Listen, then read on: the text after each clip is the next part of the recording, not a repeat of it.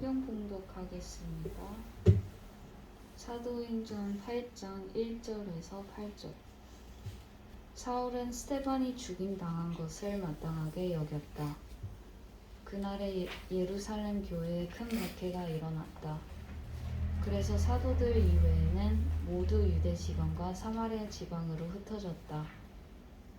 경건한 사람들이 스데반을 장사하고 그를 생각하여 몹시 통곡하였다. 그런데 사울은 교회를 없애려고 날뛰었다. 그는 집집마다 찾아 들어가서 남자나 여자나 가리지 않고 끌어내서 감옥에 넘겼다.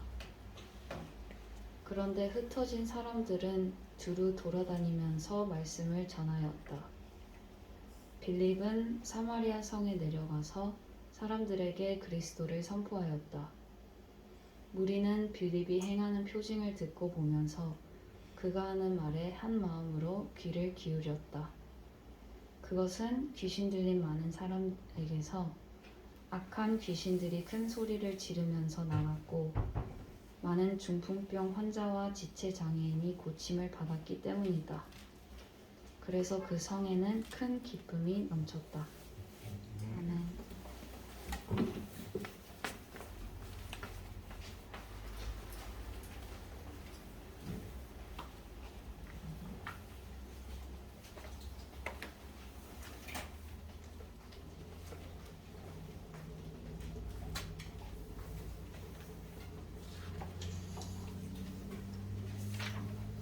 사도행전 8장 1절. 사울은 스데반이 죽임당한 것을 마땅하게 여겼다. 묘한 여운을 남기며 시작을 하지요. 그리고 이제 결정적으로 2절에서 그날의 예루살렘 교회에 큰 박해가 일어났다. 그러니까 스데반의 순교는 지상 첫 교회인 예루살렘 교회에 큰 박해가 가해지는, 말하자면 기폭제가 되었습니다. 그 자신들의 그 민족적 자존심을 건드린 유대교 지도자들과 유대인들이 스데반을 죽이고도 성이 차지 않아서 예루살렘 교회에 엄청난 핍박을 가하기 시작했습니다. 그 핍박의 단면을 가르쳐 주는 게 3절이지요. 그런데 사울은 교회를 없애려고 날뛰었다. 그는 집집마다 찾아 들어가서 남자나 여자나 가리지 않고 끌어내서 감옥에 넘겼다.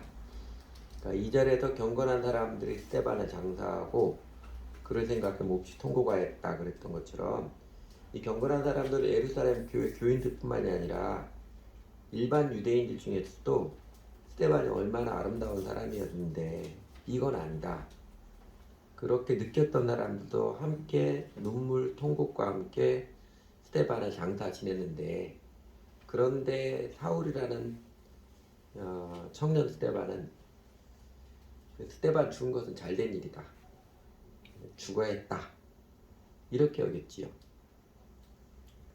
그 사울은 그 교회를 향한 공격의 열정을 더욱 불태워서 거의 길길이 날뛰었습니다.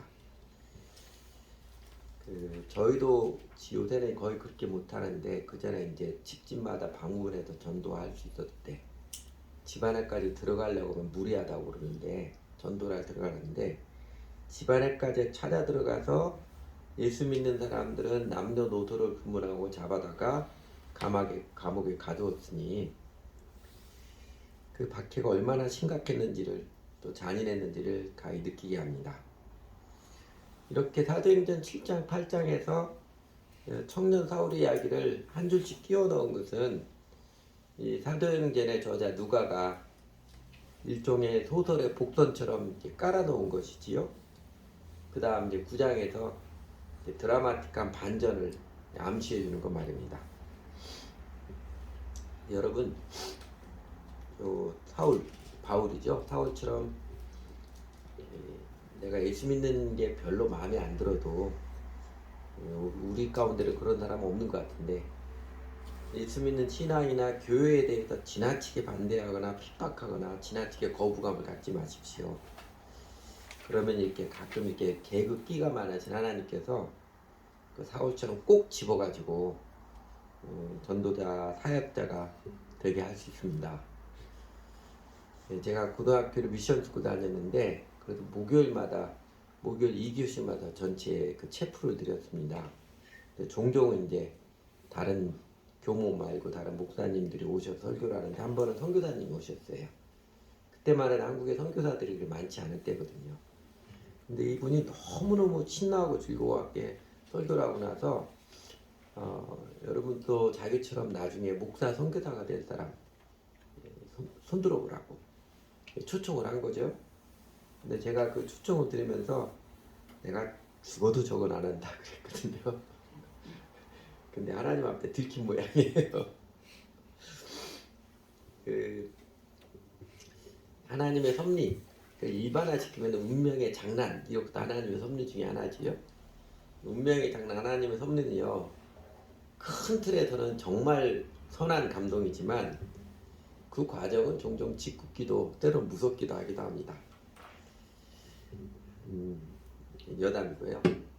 네, 집안에까지 들어와서 유대교 종교인들이 바리새인들이죠, 추측이 예수 믿는 사람들을 색출해 가니까 결국 교인들이 예루살렘에 남아있을 수가 없었습니다. 그래서 2절처럼 그래서 사도들 외에는 모두 유대 지방과 사마리아 지방으로 흩어졌다. 여러분, 예루살렘 교회가 어떻게 세워진 교회예요?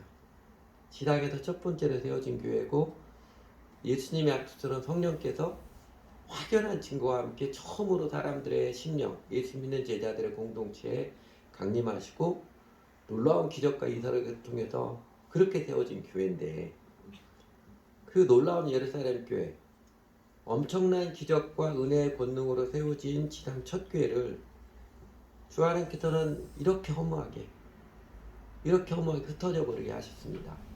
사도들 12명 제외하고는 다 흩어졌거든요. 왜 이렇게 무참하게 흩어버리셨을까요? 그 놀라운 예루살렘 교회를 하나님께서 아무런 미련 없이 흩어버리신 그 하나님의 뜻을 알 수 있는 단서가 되는 구절이 4절이지요. 4절과 그 아래입니다. 그런데 흩어진 사람들은 두루 돌아다니면서 말씀을 전하였다. 그런데 이 접속사가 약간 이런 뉘앙스잖아요. 이건 뭐야? 반전을 암시해주는, 아무도 예상치 못했던 일이 일어났음을, 그러니까 반전이 일어나고 있음을 풍겨주는 그런 접속사입니다. 그러니까 예루살렘 교회가 마구 핍박 박해를 받아서 교회가 위축되고 더 나아가 교회 자체가 없어지는 것 아닌가 생각했는데 웬걸 복음이 더 확산되고 예루살렘 말고도 유대의 다른 지방에도, 갈릴리 지방 이런 데에도 복음이 전파돼서 교회가 세워지고 심지어 사마리아에도 교회가 세워지는 복음이 전파되는 반전이 일어났습니다. 그러니까 사탄이 세상 권력자들이 폭력을 사용해서 교회를 없애려고 길길이 날뛰었지만 오히려 교회가 걷잡을 수 없이 확산되는 결과를 나왔습니다. 그리고 오늘 본문 5절 이하는 빌립을 통해서 사마리아의 복음이 전해진 기록이고, 그리고 우리가 다음 주에 본 사도행전 8장 후반부에 보면 빌립이 그 이디오피아의 국고를 맡은, 여왕의 국고를 맡은 네시 간다에게 복음을 전하잖아요. 그 네시가 돌아가서 이디오피아에게 교회가 시작한, 지금도 이집트 정교회들은요 자신들의 신앙의 전도의 시초를 이 빌립으로 꼽고 있습니다. 그 빌립을 통해서 아프리카, 이디오피아의 복음이 전해지는 기록입니다. 그런데요, 존 스타트 목사님 그 사도행전 강해 책에 가면 당시 유대인들에게는 이디오피아가 땅끝으로 여겨졌습니다. 그러니까 이제 이런 거죠. 사도행전 이야기 큰 맥락이요. 요거 하기 전에 7장 8장 내용 이런 거죠. 스데반이 순교, 이게 기폭제가 된 거고, 그래서 예루살렘 교회가 박해를 받았지요. 고난을 박해받고, 그래서 제자들이 흩어져서 복음이 확산되는, 이게 사도행전 7장 8장의 이제 이야기 큰 맥락입니다. 그걸 더 크게 보면 사도행전은 1장, 2장이 제일 중요합니다. 2장이 제일 중요해요. 성령님이 강림하셔서 교회를 세우신, 이게 제일 중요합니다. 그러니까 부활하신 예수님께서 40일 동안 제자들에게 집중해서 하나님 나라에 대해서 가르치시고 또 하나님 나라의 그 가르침을 확인해 준 거죠. 이제는 3년 동안 가르쳐 준 거 다시 확연하게 복습해 주셔서 확인해 주시고, 그리고 결론적으로 승천하시면서 뭐라고 가르쳐 주셨어요? 오직 성령이 너에게 마시면 너희가 권능을 받고 예루살렘과 온 유대와 사마리아 땅끝까지 이르러 내 증인이 되리라. 약속이자 예언이지요. 이렇게 약속해 주시고, 너희가 제자들이 뭔가 빨리 일을 하고 싶겠지만 성령님까지 기다리라고 그렇게 가르쳐 주셨지요. 그리고 마침내 열흘 지나서, 예수님 승천하시고 열흘 지나서 오순절이 되어서 약속해 주셨던 성령님이 강림하시고, 성령을 받은 사도들이 복음 증거를 듣고 사람들이 회개하고 예수를 메시아 주님으로 믿어서, 예수를 주님으로 메시아로 믿은 사람들이 이제 교회를 시작했습니다. 교회를 이루고 함께 살아가는 지상 첫 교회가 탄생을 했습니다. 그 지상 첫 교회 예루살렘 교회는 예루살렘 유대인들에게 폭발적으로 복음을 증거를 했고, 심지어는 교인 수가 많아가지고 너무 많아져가지고 행정적인 관리 문제도 드러날 지경이 되었는데, 그래서 그거를 조직화를 통해서 문제를 해결했는데, 느닷없이 하나님께서는 핍박을 받게 하셔서 예루살렘 교회를 흩으셨고 교인들이 뿔뿔이 흩어져서 교회가 망하는 줄 알았는데, 오히려 유대의 각 지방과 사마리아와 이디오피아 땅끝까지 복음이 증거되는 반전이 일어난 것입니다. 그래서 사도행전 큰 맥락 이런 것 있죠. 2장 중심으로 교회가 탄생하고 3장에서 7장까지는 예루살렘 교회가 그 예루살렘에 있는 유대인들에게 선교한 기록이고요. 그 다음에 8장이 쭉 어떤 거예요? 복음이 예루살렘을 넘어서 유대와 사마리아와 땅끝까지, 또 유대인들이 생각했던 땅끝 넘어서까지 유럽 지역까지 복음이 확산되는 그 모습이죠. 그 주역은 이제 빌립이고 대부분의 주역은 이제 바울이지요. 그게 이제 8장 이후의 이야기입니다. 그런데 이 예루살렘 교회가 이렇게 선교를 자신들이 예루살렘을 넘어서 그리스도인들이 온 유대와 사마리아 땅끝까지 복음을 증거하는 결정적인 기여를 한 게 핍박이지요. 예루살렘 교회를 흩으시는 거였습니다. 그러니까 사도행전은요 1장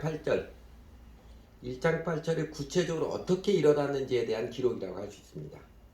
그러니까 예수가 그리스도심을 성령님께서 예루살렘을 통해서 유대인들에게, 이후 빌립 바울을 통해서는 사마리아와 땅끝 이방인들에게 어떻게 이 약속이 실현되었는지를 기록해준 증거입니다. 여러분, 이 큰 맥락에서 보면 왜 그 놀라운 예루살렘 교회를, 엄청난 권능과 은혜로 세워주시는 예루살렘 교회를 하나님께서 아무런 미련 없이 그냥 느닷없이 큰 박해를 통해서 뿔뿔이 흩어지게 하셨습니까? 요 큰 맥락에서 보면 예루살렘 교회가 교인들이 뿔뿔이 흩어지는 것도 더 중요한 것. 사도행전 1장 8절 성령님께서 예수님의 약속을, 예언을 실현시켜가는 과정의 일환입니다. 이게 본질적 이유입니다. 그거를 통해서 어쨌든 복음이 증거가 된다. 교회가 하나 문을 닫아도 복음은 계속해서 증거되어야 된다. 이게 본질적 이유예요. 그리고 그 가운데 우리가 간과하지 말아야 했거든요. 그 많은 선교학자들이 이구동성으로 지적하는 것이 있습니다. 예루살렘 교회가 자신들의 그 성장 모두에 취해가지고, 그러니까 규모가 커져서 내부에서 행정 관리 문제가 터져 나왔음에도 불구하고 잊어버리고 있는 게 있었습니다. 뭐 잊어버렸어요? 사도행전 1장 8절, 사도행전에 막 기록된 지상명령이라고 그러지요. 예수님이 승천하시면서 집약적으로 예수님의 가르침을 요약해준 말씀입니다. 그 지상명령을 잊어버리고 예루살렘 바깥 유대 다른 지방들과 사마리아와 땅끝까지 복음을 증거하는 일을 안 하고 있었던 것입니다. 유기하고 있었어요. 그러니까 지상명령을 유기하고 있던 예루살렘 교회의 현실에 대해서 하나님의 처방이 그 교인들을 흩어져 버리게 하신 것입니다. 다시 반복해서 말씀드리면 지상 첫 교회, 하나님의 놀라운 은혜의 권능을 입어서 세워진 예루살렘 교회가 사람이 너무 많아서 내부 관리의 문제가 대들 정도까지 되었음에도 불구하고 지상명령을 유기하고 있자 큰 박해를 통해서 그 교인들이 고난 가운데 뿔뿔이 흩어져서 자연스럽게 지상명령에 순종하는 교회가 되게 하셨습니다. 여러분, 그 예루살렘 하나님 엄청난 은혜와 권능을 세워져서 세워진 예루살렘 교회 하나님 미련 없이 흩어졌는데 우리처럼 작은 교회, 그 예루살렘 교회도 지상명령을 유기하고 하지 않을 때 흩어져 버렸는데 우리처럼 작은 교회 지상명령 외면하고 우리끼리 조화하면 하나님이 이건 일도 아니죠. 문 닫게 하는 게 일도 아니겠지요.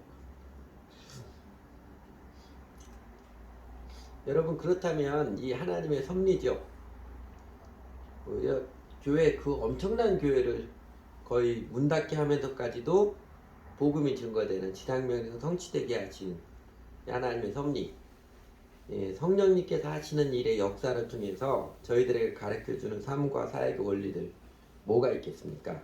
우리가 어떤 교훈을 얻을 수 있겠어요? 그래서 제가 세 가지를 생각했습니다. 묵상에서 첫째는요, 여러분 고인물이 되지 마시기 바랍니다. 고인물이 되지 마십시오. 인생에서도 신앙에서도 고인물이 되지 마시고 날마다 새롭게 일신 우일신 하시기 바랍니다. 특히 교회당 다닌 경륜이 꽤 오래된 사람들, 예배 드리는 것을 종교 습관화 되지 않도록 정신을 차려야 합니다. 의논하지 않았는데 우리 왕 집사님이 찬양 인도하면서 아까 멘트하면서 똑같은 멘트 하시죠. 성령님 우리 교인들에게 새겨주시는 그 음성일 거예요. 그러면 하나님은 엄청난 은혜를 입었음에도 불구하고 그 엄청난 은혜를 예루살렘 교회를 하나님께서 미련 없이 흩으셔서 교인들이 아픔을 겪고 큰 슬픔을 겪게 하니 예루살렘 교인들 얼마나 아팠겠어요. 그래서 얼마나 슬펐겠습니까? 그렇게 맨날 즐거워하고 기뻐하고 함께 찬양하고 했던 교인들인데 그냥 몇 명 죽기도 하고 다 이사가 버렸어요. 그 이유 왜 그래요? 사도행전 1장 8절 지상명령에 따라 그 지상명령에 따라서 자기 틀, 자기 인식을 넘어서 도전적으로 이웃에게 복음을 전하지 않고 그냥 자기들끼리 조화했기 때문에 그렇습니다. 여러분 인생도 신앙도 스테이터스 쿠어라고 그러죠. 현상 유지에 만족하는 사람은 도태될 수밖에 없습니다. 인생도 영성도요. 자전거 타는 것과 비슷해서 앞으로 나아가지 않으면 넘어지고 그 재미 한 개도 없어요. 하나님께서 인간을 창조하시고 어떤 명령을 주셨어요? 생육하고 번성하여 땅에 충만하라. 그렇게 해주신 창조명령처럼 인생은 그 숨이 다하는 날까지 도전적이고 창조적으로 살아야 재미있고 행복합니다. 그래야 마음이 뿌듯하고 하나님의 능력을 경험을 합니다. 여러분 나이 든 어르신들 중에 치매가 쉽게 찾아오는 특징이 뭐예요? 책 읽고 공부하고 배우고 다른 사람들에게 사랑으로 이야기하고 지적 활동이 없는 사람들입니다. 그러면 치매 빨리 온다고 그럽니다. 반대로 그 김영석 박사님 올해 104세죠? 만으로 103세인지 4세인지 100세가 넘는데도 지금도 공부하고 글 쓰고 사람들에게 가르치고 학습 활동 활발한 사람은 치매 잘 안 걸립니다. 대개 보면 크리스천들이 치매 잘 안 걸리는 이유가 있어요. 왜 그래요? 찬송 부르고 날마다 성경 읽고 기도하고 그러거든요. 고인물이 되는 사람들의 마음에는요 이런 거죠. 언제나 내 몸뚱아리 편한 것, 그 다음에 쉬운 쾌락, 그리고 자기 만족이 연연하는 게으른 영혼에 머물러 있기 때문에 그렇습니다. 인생에 목적도 없고 열정을 들여서 추구하는 가치도 없고, 그리고 결정적으로 고인물 인간의 특징은요 다른 사람에 대한 사랑이 없기 때문입니다. 자기밖에 모르는 자아에 갇힌 심령들이 이 현상이 나타납니다. 어떻게든 그냥 편하게 아무 일 없이 이렇게 살다 보면 고인물 됩니다. 그러니까 먹고 사는 게 위협이 안 되면 어떻게 해서든지 놀기만 하려는 인간. 삶이 좀 고달파지지 않으면 신앙생활도 마냥 느슨해져서 이제 기도도 안 해, 성경도 안 읽어, 큐티도 그냥 전체에다 눈으로만 봐. 교회 오면 설교 말씀 관심도 없어요. 그냥 수다 떨고 놀고만 싶어. 밥 먹고 수다 떨고 놀고만 싶어. 성경학교 예습도 안 하고 그냥 수다 떨고 이야기하는 게 좋아서 그냥 성경 공부 자리에 앉아있고 이런 현상으로 나타납니다. 여러분 이런 사람 하나님께서 어떻게 하시겠어요? 여러분 공부하시겠지요. 하나님께서 인격적이니까 말로 깨우쳐주시고 다른 사람들은 깨우쳐주시고 깨우치십니다. 근데 그래도 안 되려면 그 놀라운 예루살렘께도 미련 없이 큰 박해를 내려서 정신 차렸게 하시듯이 우리 개인 인생에게도 제가 더 이상 말하지 않아도 여러분 아시겠지요? 이 고인물이 되지 말고 도전적 창조적 인생을 산다는 것, 맨날 새로운 것만 찾고 호기심 잔뜩 발동하는 이런 뜻은 아닙니다. 이런 거예요. 사실은 삶을 살아가는 모습은 거의 비슷하잖아요. 아주 특별한 일 별로 없잖아요. 인생 살아가면서. 그러나 그 반복되는 일상생활을 창조적으로 심화시키는 삶의 태도, 이 태도를 품어가는 게 도전적이고 창조적인 인생을 살아가는 것입니다. 그러니까 우리나라에 그런 회사 하나 있죠.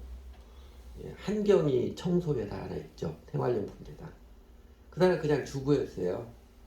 그 사람이 이 스팀 청소기 개발해서 대박을 했잖아요. 대박을 쳐가지고 지금은 이제 그냥 한 조그마한 중소기업 남아있지만 그냥 가정주부였거든요. 가정주부가 하는 일 누구나 다 청소하지요. 가정주부에 누구나 청소하는데 그가 그냥 일상 청소하는 일 그냥 한 게 아니고 이거 지겨워 이거 또 해야 되나 이러지 않고 생각하면서 어떻게 하면 청소를 잘할까. 그래서 낸 아이디어가 스팀 청소기.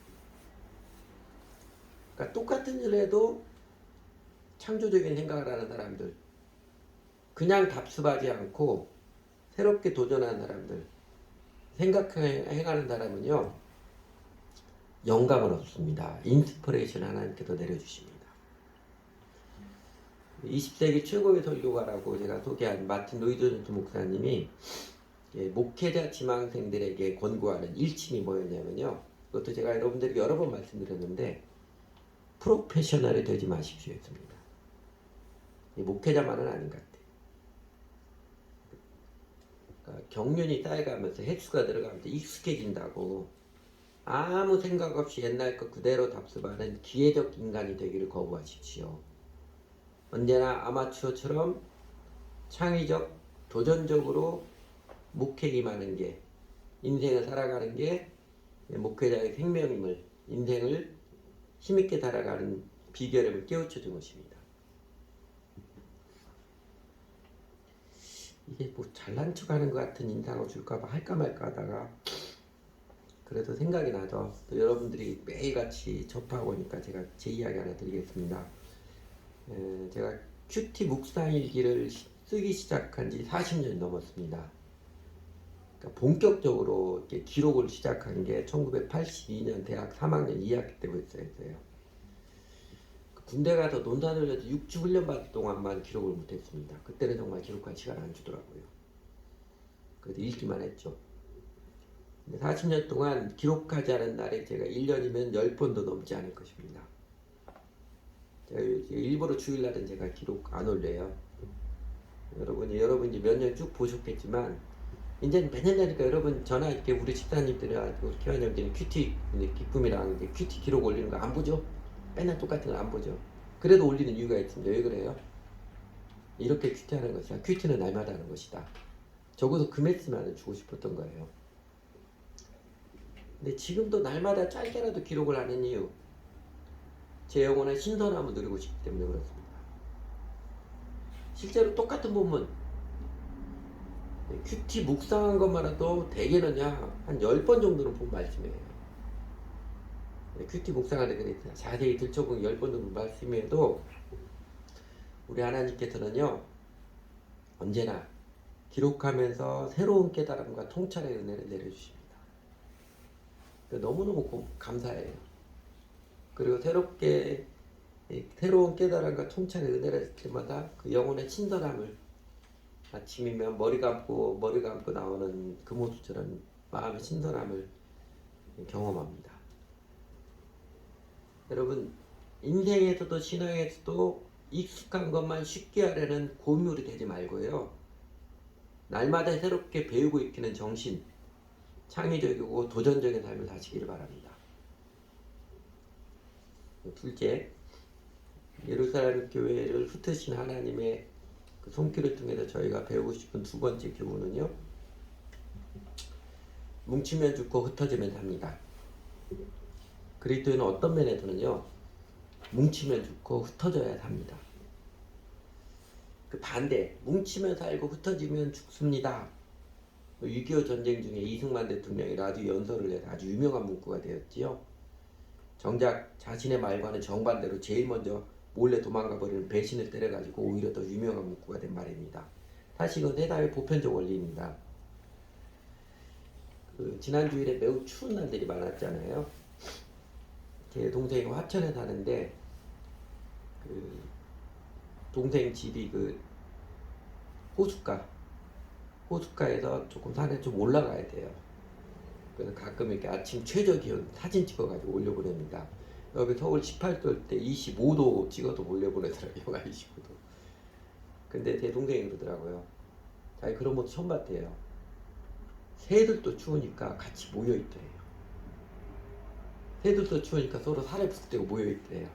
그 다큐멘터리 남극의 그 황제 펭귄들 보면 아주 추운 날 새끼들 가운데 쭉 모여있잖아요. 그런 것처럼 서로 살을 맞대고 모여있더랍니다. 그 잠언 18장 1절에도 그러잖아요. 무리에게서 스스로 갈라지는 자는 자기 소욕을 따르는 자라 온갖 참 지혜를 배척하느니라. 그 말처럼 혼자의 길을 걷는 인생은 추울 수밖에 없습니다. 이게 보편적인 인생의 지혜고 원리인데, 근데 종종 진리는 양면성이 있지요. 인생 사례에는 뭉치면 살고 흩어지면 죽는 정황도 있지만, 그 반대로 뭉치면 죽고 흩어져야 사는 측면도 있습니다. 그래서 이제 뭉치면 죽고 흩어지면 산다. 이 원리가 교회가 같은 마음과 같은 뜻으로 하나 돼야 된다. 정신과 비전이 하나됨을 무시하거나 간과하는 뜻은 절대로 아닙니다. 그리스도 주 예수님의 가르침과 사상에 따라서 교인들이 정신이 하나됨은 교회가 역동적이 되기 위해서는 아무리 강조해도 지나치지 않습니다. 근데 이런 면에서 교회는 또 그리스도인들은 뭉치려고 하면 죽고 흩어져야 삽니다. 여러분 이제 목회자들끼리 하는 이야기들이 있어요. 별별 이야기 다 하는데 이제 목회 경험을 통해서 목회에 대한 이야기를 하는데, 예를 들면 우스갯소리로 하면 이런 겁니다. 여러분 모세가 목회자들에게만 몰래 준 11계명이 있다는 거 아세요? 그 11계명이 뭐냐면요, 들키지 말라예요. 들키지 말라. 이건 이제 농담 삼아서 이야기하는데, 목회자들이 목회 경험을 통해서 이런 이야기합니다. 교인이 200명만 되면 하나님은 필요 없다. 이런 이야기합니다. 교인 200명만 되면 하나님 필요 없게 된다고 합니다. 교인이 200명만 되면은요, 웬만한 일은 기도하지 않아도 하나님의 도우심이 없어도 교인들이 힘을 합쳐가지고 웬만한 일을 다 할 수 있습니다. 그렇다는 거예요. 여러분 예루살렘 교회가 이렇게 요새 같으면 메가처치죠.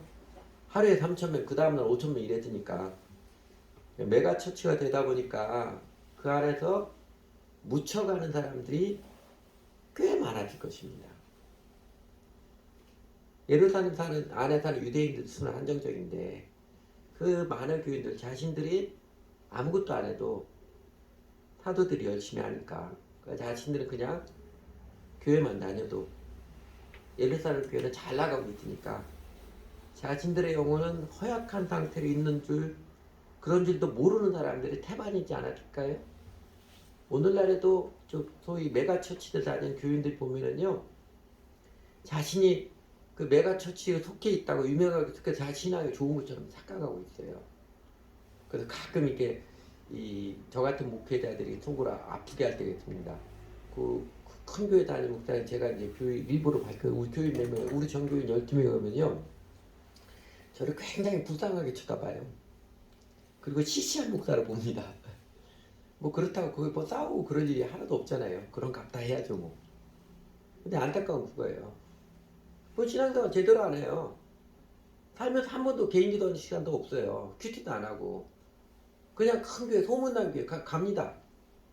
교회에서 그래서 예배하면서 들어요. 근데 자신이 신앙이 좋은 줄 알아요. 사실은 거듭나지도 않은 사람들이 태반인 것 같아요. 그런데요, 하나님께서 그 예루살렘께서 흩으시니까 비로소 각 지방에 흩어져서 그 사람이 뭐 했어요? 사형위로 복음을 전하기도 하고 복음과 인생으로 성경 공부하기도 하고 그러면서 뭐 깨달았겠어요? 본인들의 영혼이 이전에 참 허약했었구나. 내가 껍데기였었구나. 내가 이전에 사실은 죽어가고 있었구나 깨달았을 것입니다.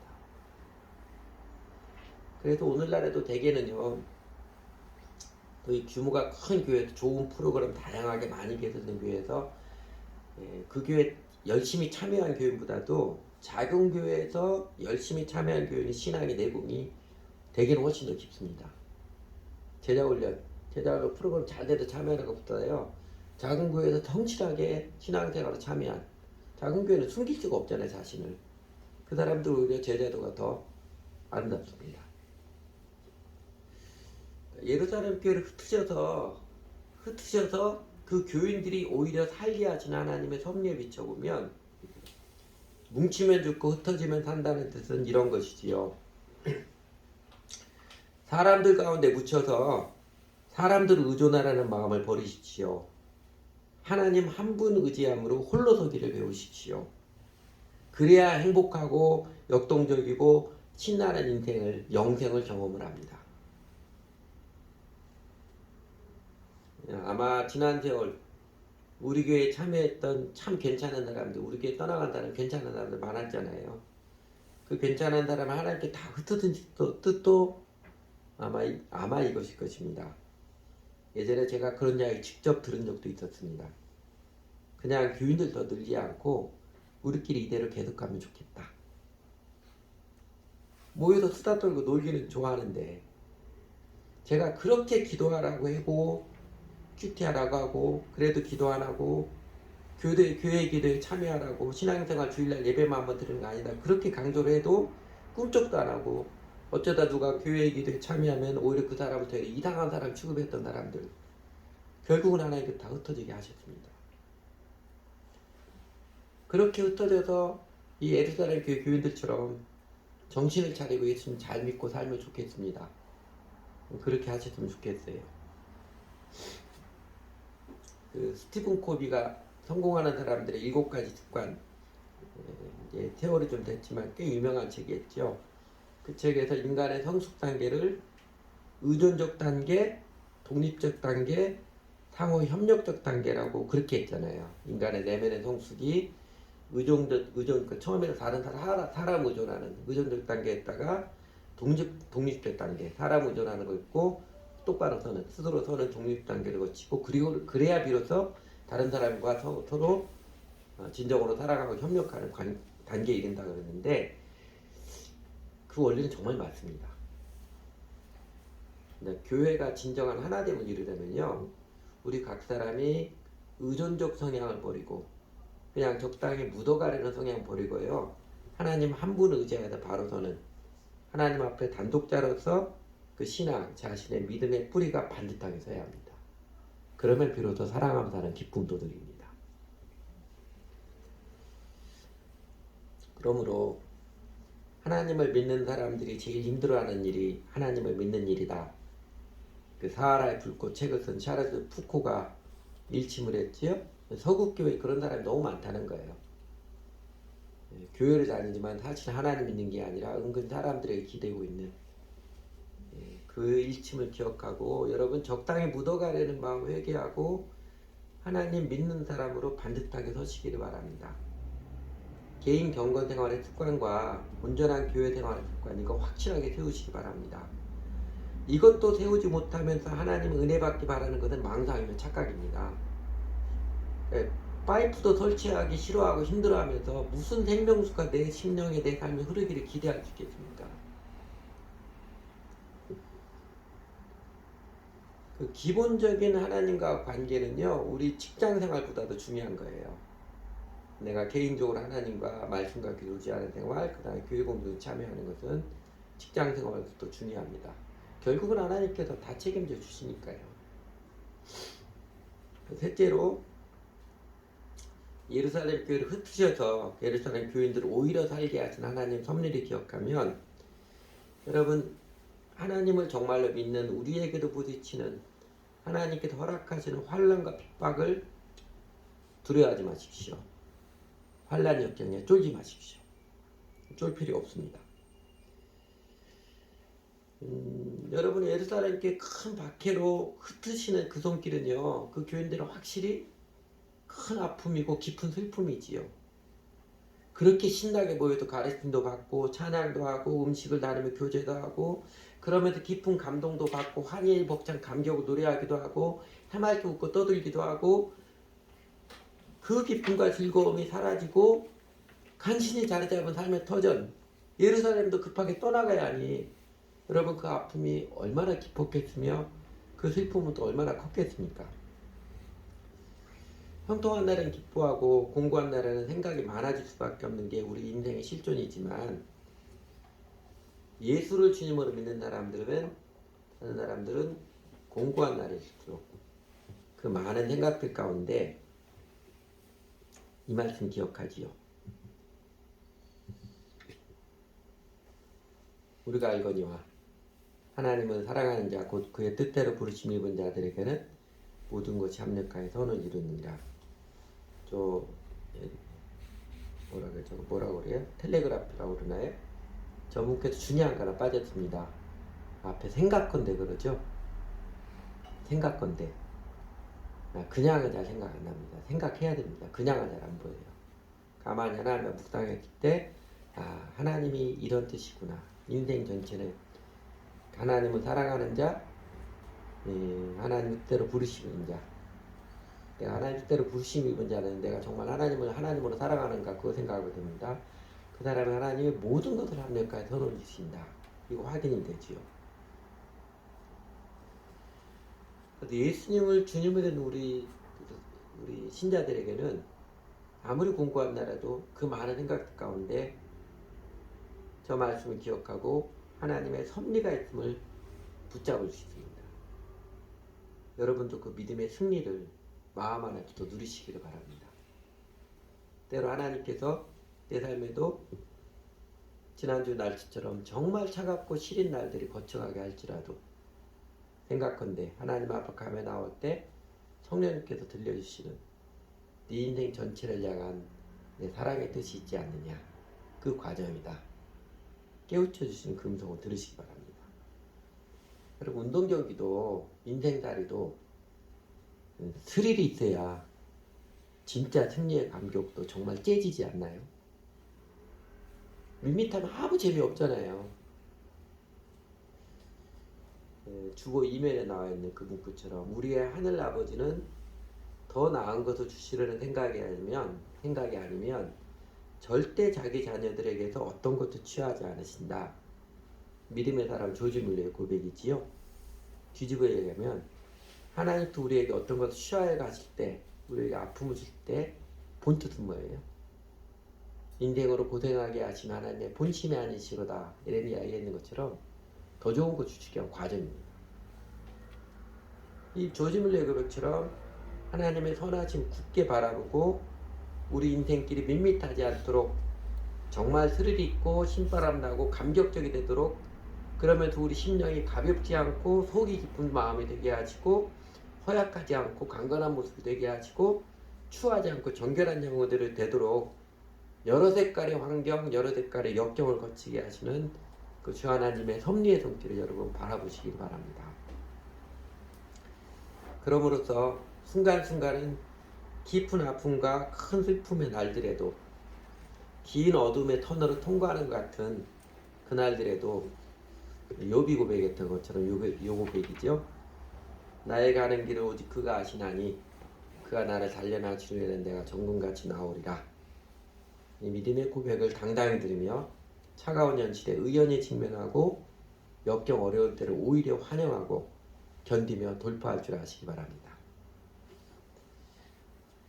우리를 정말 사랑하시는 우리 사랑의 하나님께서는 우리 모두의 심령이 약해 빠진 철부지가 아니라 신바람 나는 역동적인 그 마음이 되기를, 우리 믿음이 관념에 그치지 않고 삶의 능력으로 강건해지기를, 그리고 우리 마음 눈, 믿음의 시야가 자아의 우물에 갇히지 않고 넓어져서 멀리까지 꿰뚫어 볼 줄 아는 지혜의 눈, 해안이 되기를 간절히 원하십니다. 우리 각 사람이 영혼이 아름답고 강건하기를 사실 하나님께서는 우리들 자신이 원하는 것보다도 더 간절히 바라십니다. 우리 모두가 아름다우신 주 예수님을 닮아가시길 정말 사모하며 기도하십니다. 그래서 예수님 아들이신 이 땅에 내려보셨고 예수님께서는 기꺼이 십자가를 지시기까지 우리를 사랑하신 것입니다. 그 사랑의 본심으로서 예루살렘 교회를 흩으셨듯이 우리 개인의 삶에도 공동체에도 깊은 아픔과 큰 슬픔을 때로는 거쳐가게 하시기도 하십니다. 우리들 중에 어떤 사람은 지금이 바로 그런 날들이 수도 있을 거예요. 그때 아니 어느 때일지라도 하나님의 섭리의 은혜에 감사하고 감격하며 믿음으로 감격하며 감사하며 적당히 안주하기를 거부하고 도전적이고 창조적인 추구를 들어가시기를 바랍니다. 사람들에게 기대려는 마음을 내려놓고 하나님 앞 홀로 서기를 연습하시기를 바랍니다. 그리고 내 삶에 주어진 역경들, 고난과 환경들 앞에서 기죽지 않고 쫄지 않고 내가 정금같이 나오리라 고백하며 기도하며 직면하여 돌파하는 믿음의 걸음을 내딛으시기 바랍니다. 같이 기도할게요.